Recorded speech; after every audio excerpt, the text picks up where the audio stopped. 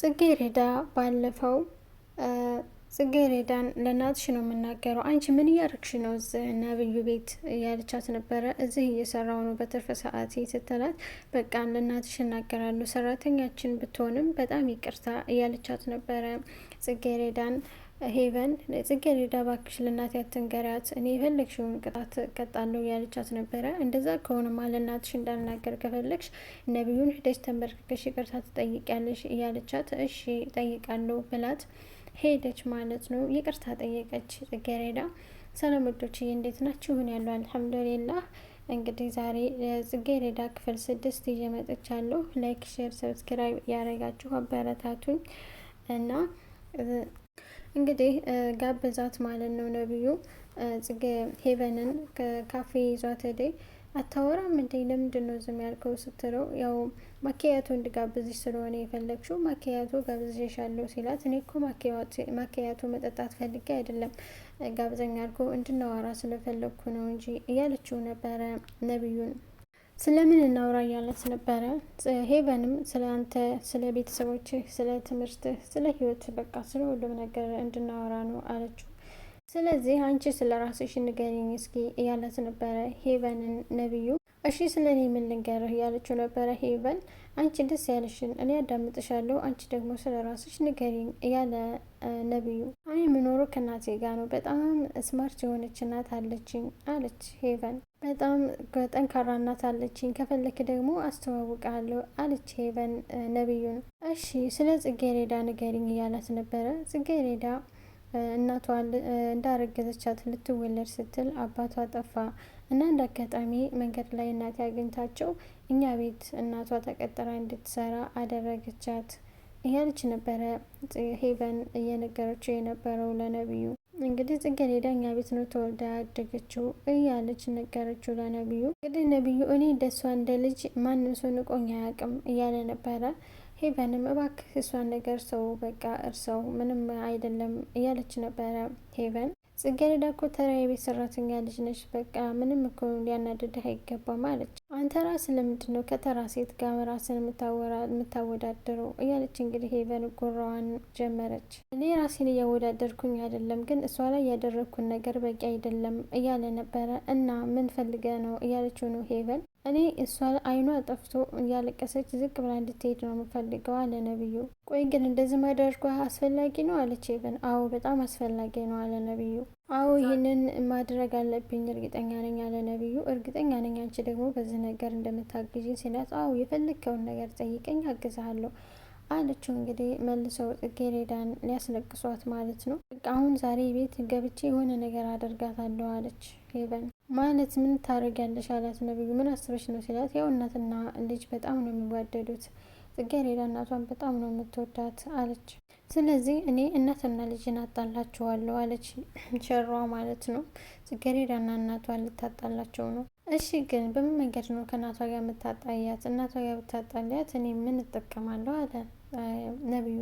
አንተ አንገቷን ደፍታ እንድትሄድ ነው አይደል የምትፈልገው ጽጌረዳ አለችው ነብዩን። አዎ ሁሉም ነገር እሷ አንገቷን ደፍታ እንድትሄድ ነው የምፈልገው ሲላት፣ ሄቨንም እሷና እናቷ ስለሚወደዱ እናቷን በእናቷ በኩል እንገባለን፣ በዛ ሰዓት አንገቷን እናስደፋታለን አለች ሄቨን።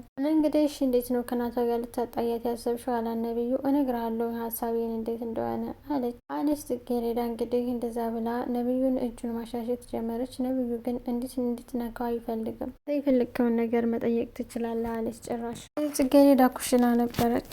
ነብዩ ከኋላዋ ሄዶ አላየችውም ነበረ። አስደነገጥከኝ አለችው። ምንድነው የምትደነግጪው? ሰይጣን ያየሽ ይመስላል። አይ ከኋላ የቁማ ስለነበር ስላላየ ሆነ የደነገጥኩት አለች ጽጌረዳ። እሺ ምንድነው የፈለግከው? ምን ልርዳ ስትለው፣ ትናንትና ስወጣ አልጋ ላይ ጥቁሩን ሻንጣይን ጥየው ነበር የሄድኩት፣ ስላገኘው አልቻልኩም አለ። እሱ የሄደው ሸሩን ነው። ለምን ጽጌረዳ እና እሱ ሄቨን እና እሱ ተነጋግረዋል። በስልኳ ስትደውል እናቷ ወደ ጽጌረዳ እሱ አንስቶ ፍቅረኛው እንደሆነ እናት ደግሞ የኔ ልጅ አታደርገውም እያለች ስለምትከራከር ሄቨን ደግሞ እንድታምን አደረገቻት። ልክ ስልክ ሲነሳ ወንድ ነው ያነሳው ማለት ነው፣ ነብዩ ነው ያነሳው። ከዛ እኔ ፍቅረኛዋ ነኝ አለ። የጽጌረዳ የት ናት ስትለው ሸዋርቢ እናት ነው ያላት። እናት በጣም ደነገጠች። ልትወድቅ ለራሱ በቃ ፌንት ነው የበላችው ማለት ነው። እናት ደንግጣ ፌንት ልትወድቅ ስትል ሄቨን ይዛ እንዴ ተነሺ ምናምን እያለች ሸዋርቢ እናት አላት። እናቷ ወደቀች ማለት ነው። ዘርፌ ተነሺ ተረጋጊ እያለች ሄቨን ገደፈቻት። ይሄ ደግሞ ሄቨን እና ነብዩ የጠነሰሱት ሴራ ነው በጽጌረዳ ላይ ማለት ነው። እናትና ልጅን ለማጣላት ሄቨን የጠነሰሰችው ሴራ ለሰይጣን ለራሱ ትዝ ማይል ነው ማለት ነው። ተመካክረው እንግዲህ ነብዩና ሄቨን ከእናቷ ጋር ጣላት ጽጌረዳ። እንግዲህ ሄቨን ጥሩ ሰው መስላ እናቷን በቃ አትናደጂ ምናምን እያለች አንቺም እዚህ ትቆጫታለሽ፣ እኔም ትምህርት ቤት ያለውን ነገር እቆጣጠራታለሁ፣ እዚህ ቦታ አትሄጂ፣ እዚህ ቦታ አትሄጂ እያልን ከተቆጣጠራት ሁሉም ነገር ይስተካከላል እያለች እንግዲህ ራሷን ንጹሕ አድርጋ እሷን እያቆሸሸች ነው ማለት ነው ጽጌረዳ። እንግዲህ ነብዩ አባቱ ጋር ቁጭ ብሎ ዛሬ እንዴት ቤት ተገኘ እያለው ነበረ። ዛሬ ጥናት ስላለኝ ነው ቤት ያለሁት፣ ምሳዬን በልቼ መልሼ እመለሳለሁ እያለው ነበር። እኔም ከስንት ዓመት በኋላ ዛሬ ገና ከልጄ ጋር ምሳዬን ልበላ ነው ማለት ነው እያለ አባቱ እንግዲህ ደስ አለው። እንግዲህ ጽጌረዳ ምሳ አቅርባ ነበረ ለአቶ መስፍን ትናሉ አሳሉ። እንደምን ሆነሽ ነው ልጄ? ቅመም ያለበት ነገር ያመኛል ብዬሽ እያለ ነበረ። ነብዩም ቀጠሉ ብሎ አባቴ ሊገኙ ነው እንዳንቺ ቅመም ያለበት ነገር አላርጂክ እንዳለበት አታውቂም እንዴ ብሎ እንግዲህ ሁለቱም ተቆጧት ማለት ነው። ጽጌረዳ እኔ ምንም አይነት ቅመም አላደረኩም እያለች ነበረ። እኔ አይደለሁም እያለች ነበር ጽጌረዳ። እኔ እርግጠኛ ነኝ ምንም አይነት ቅመም ምግቡ ላይ አላደረኩም እያለች እንግዲህ ነብዩም እየጮሁባት ነበር። እና እኔ ነኝ ያደረኩት? ማን ያደረገው ምግቡ ላይ ቅመም እያለ ጮኸች። ምን አይነት ንግግር ነው የምትናገረው? እኛ ህፃን ልጅ ነው እንደምንመስልሽ እያለ እንግዲህ አባትየውም ተዋት፣ ምንኬን በስተት አድርጋበት ይሆናል፣ አንድ ጉራሽ ስለሆነ የጎረስኩት ምንም አይነት ጉዳት አያደርስብኝም ተዋት አለ አቶ መስፍን ለነብዩ። ነብዩ ራሱ ሂዶ ነው ምግቡ ላይ ቅመም የጨመረበት፣ ራሱ ነው ወስዶ ነብዩ ክኖ ቅመም የጨመረበት ማለት ነው። በጣም ነው የሚገርመው። ይሄ ሁሉ ጽጌረዳን አንገት ለማስደፋት ለማባረር ከስራው በቃ ይሄ ሁሉ የሚያደርጉት እንግዲህ ነብዩ እየጮህባት ነበረ ጽጌረዳ ላይ። እሷም ተረጋጋ፣ እኔ አባት ላይ በጣም ጥንቃቄ እንደሚያስፈልጋቸው አውቃለሁኝ፣ ግን ደግሞ እኔ አላደረኩም በስተት ይሆናል እያለችው ነበረ። እሱም ስበብ ስለሚፈልግ ዝም በይ እያላገለ መጣት ማለት ነው።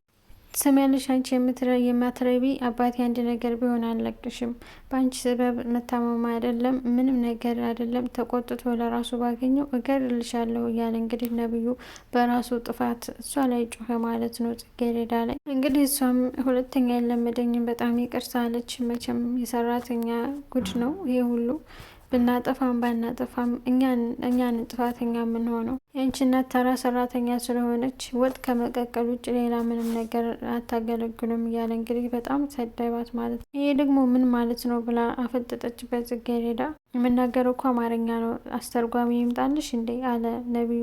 ለተሳሳትኩት ላደረግኩት ነገር ይቅርታ ጠይቀው አይደለ፣ ሌላ ትርፍ ንግግር መነጋገር እኮ አያስፈልግም አለችው። እንግዲህ ነብዩ ሲያውቀው ይህን ሁሉ ያደረገው ራሱ ነው። እያወቀ ግን ሄዶ ጽጌረዳን ጥፋተኛ አረጋት። እኔ አባት በጣም ውድ ነው እሺ አላት። ጽጌረዳ ማቃለሁ መናገር አይጠበቅብም አለች። ይህ ሁሉም ያደረጉት ሄቨንና ነብዩ ተነጋግረው ጽጌረዳን አንገት ለማስደፋት ነው። እሱም ደግሞ ያደረገውን እሷ እንዳላረገችው ያወቀ ራሱ አርጎ እሷን ጥፋተኛ አርጎ ጽጌረዳን እየሰደባት ያለ። ከዚህ በኋላ አንድ ነገር ብትሳሳች ምን ላደርግሽ እንደምችል ላስረዳሽ እያላት ነበረ። ጽጌረዳ ምንድነው እሱ አለችው። አነቃት ማለት ነው ነብዩ። አንዴ ልቀቀኝ እያነከኝ ነው እያለች እየጮኸች ነበረ ጽጌረዳ።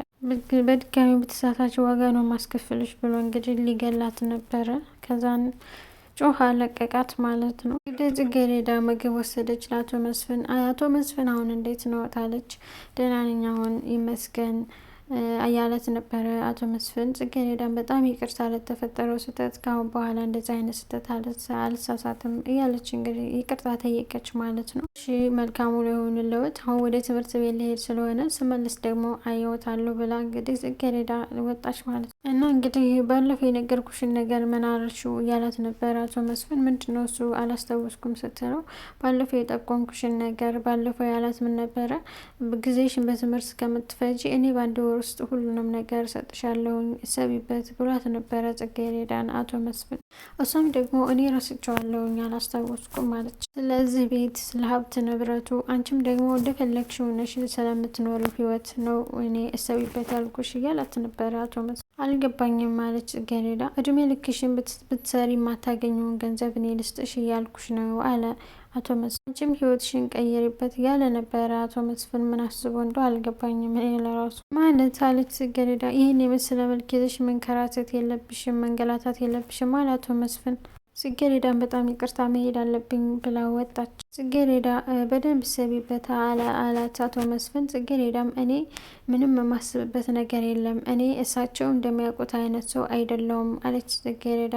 ይቅርታ መቼም የማይሆን ነገር ነው ብላ ወጣች። እሱም አልገባኝም አለ እና እሱ መቼም በነጻ አይደለም ዝም ብሎ አይደለም ይሄ ሁሉ ንብረት ልስጥሽ እያለ የሚያወራው አቶ መስፍን ምን አስቦ እንደሆነ ለእኛም አልገባን። እንግዲህ ኢብራሂም ነብዩን አገኘው። ምንድነው ዛሬ እንደዚህ በደስታ ፍንድቅድቅ ያልከው እያለው ነበር። ምነው ደስተኛ መሆን አይቻልም እንደ ያለው ነበር ነብዩ። አይ ይቻላል ግን ምንድነው ብዬ ነው አለ እየጠየቀው ነበረ ኢብራሂም። ያችን ልጅ እኮ አገኘዋት አለ ነብዩ። ማናት እሷ?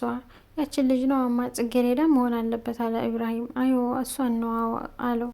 ምን አርገህ ነው አለው። ያች ጥጋቧን የሚያስተነፍስ ነገር ነው አርጌ የመጣሁት አለ ነብዩ። መቼም ያንተ ተንኮል አያልቅም ደግሞ ምን አርጋሃት ነው አለ ኢብራሂም። ምንም አላረኳትም ጥጋቧን መቀነስ እንዳደረግላት ብቻ ነው ያረኩት አለ። ሄቨንን አወካት አለው ኢብራሂምን። አዎ እናቷና ጽጌረዳ የቤት ሰራተኛ ሆነው ሄቨን ቤት እንደሚሰሩ ታውቃለህ አለው ኢብራሂም። እሱን ነግራኛለች አዋቃለሁ አለ ኢብራሂም። ደስ የምትል ትንሽዬ ተንኮል ነው ሰርቼ የመጣሁት አለ ነብዩ። እንግዲህ ኢብራሂም በዚህን ሰዓት ስልኩን አውጥቶ ቮይስ እየቀዳ ነበረ ነብዩን ማለት ነው።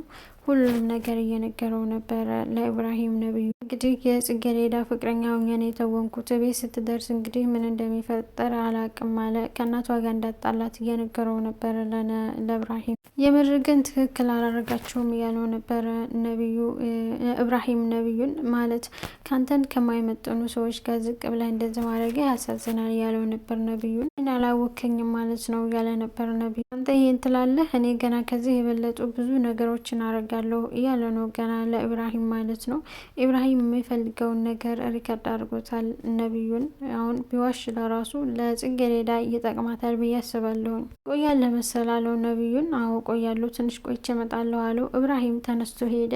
እንግዲህ ኢብራሂም ወደ ጽጌረዳ ጋር ሄደ። ቁጭ ማለት ይቻላል አላት። ቁጭ በል ችግር የለውም አለች። ስልክ እየደወለኝ ነበረ። ለማን እየደወልሽ ነው ስላት ኢብራሂም ለእናቴ ቅድም ስደውልልኝ አላነሳውም ነበር አሁን ደጋግሜ ስደውልላት አታነሳም አለችው። ማለት እንደዚህ አይነት አጋጣሚ ተፈጥሮ ያውቃል ሲላት ኢብራሂም አይ አያውቅም ዛሬ ገና ነው አለችን ጽጌረዳ። ስራ ላይ ሆና ይሆናል አላት ኢብራሂም። እውነት ግን ነው እንደዛ ሊሆን ይችላል አለች ጽጌረዳ። እና ክላስ እንዴት ነው እየለመድሽ ነው ምናምን እያለ ጠየቃት ማለት ነው ኢብራሂም በጣም ጥሩ ሰው ይመስለኛል፣ ለጽጌረዳ የሚረዳት ሰው ይመስለኛል። ነብዩና ሄቨን ግን በጣም ክፉ ሀሳባቸው ለራሱ ጽጌረዳን አንገት ለማስደፋት እነሱ ሀብታም ስለሆኑ ሰራተኛን በጣም ዝቅ አድርገው የሚያዩ ናቸው። እስካሁን ድረስ ምንም ነገር የለም፣ ቀስ እያልኩ ደግሞ ሁሉንም ነገር አለምዳለሁ አለች ጽጌረዳ። ስለ ትምህርት እየጠየቃት ነበረ። እንግዲህ ፍቅር ሊጀምረው ባልሆነ ኢብራሂም ኮሌታ እኮ ተበላሽቷል ብላ እያስተካከለችለን ነበረ። የጽጌረዳን እጅ ይዞ እጅሽ ለስላሴው ደስ ይላል እያላት ነበረ። ጽጌረዳም አመሰግናለሁ አለችው። ልክ አይገርምሽም? የእናቴ እጅ ልክ እንዳንቺ እጅ ለስላሳ ነበረ አለ ኢብራሂምማ ሳይገባለት አይቀርም ፍቅር ከጽጌረዳ ማለት ነው። እንግዲህ ጽጌረዳ ኢብራሂም ከተፋቀሩ ነብዩ ደግሞ አንድ ቀን በጽጌረዳ ፍቅር መውደቁ አይቀርም። ጠብ ሳይፈጠር አይቀርም በሁለታቸው በነብዩና በኢብራሂም ማለት ነው። ኢብራሂም ወደ ጽጌረዳ ፍቅር የያዘው ይመስላል። አሁን ሳየው ፍቅር የያዘው እየጀመረው ነው።